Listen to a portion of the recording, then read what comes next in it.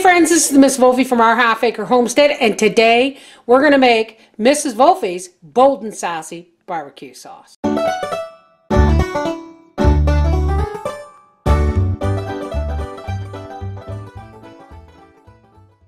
Now here's what you're going to need. Now I've made this before, but it was a poor quality video, so I thought I would do it again because, well, it's that time of year. Now in my crock pot here, I did have 2 liters or 2 quarts of unsweetened pineapple juice, and it's cooked on low overnight and reduced to half. I have 2 quarts of pureed tomatoes. Now if you want to use tomato juice, go ahead and use a big can of tomato juice, but have 2 cans of tomato paste instead of 1.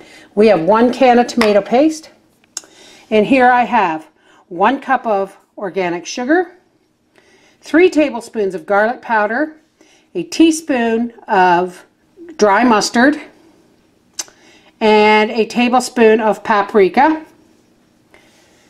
You're going to need molasses, of course. And in here, in my grinder, I have a 1/4 cup of my home dehydrated hot peppers. I have a teaspoon of peppercorns, and I have a tablespoon of coarse pickling salt, and to that I'm going to add my 1/4 cup of dried onion flakes.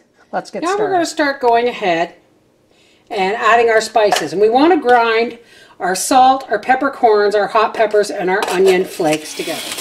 We're going to let that sit for a minute, folks, because whenever you grind anything hot or spicy, the powder can get up your nose and cause a problem. Okay, here is our cooked down unsweetened pineapple juice, and to it we're going to add can of our 2 quarts of pureed tomatoes.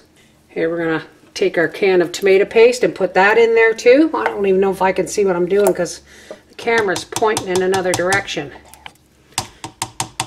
If you wanted to, you don't have to use the tomato paste. You would just add extra tomato sauce or tomato juice and let it cook down longer.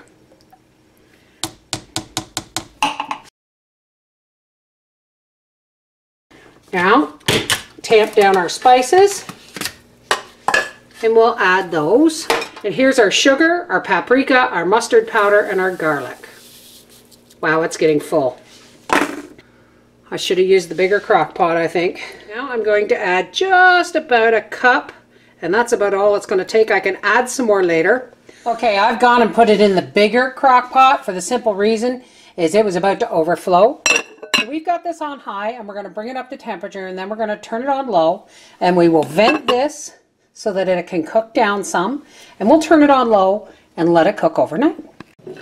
Okay, I let this cook on low overnight, and all I did was put a knife across here and set the lid on it to vent the steam, and this is beautiful. Let's start canning.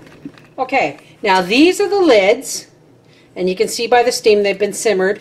These are the jars that the tomato sauce came in. Now normally they tell you not to reuse jars from the store, but you know what? The seals are good. The jars have been washed and baked in a 215-degree oven for 15 minutes.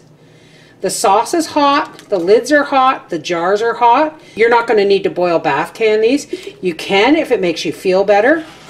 But the acidity from the tomatoes, the vinegar, the molasses, and the sugar, and the salt, they're all natural preservatives.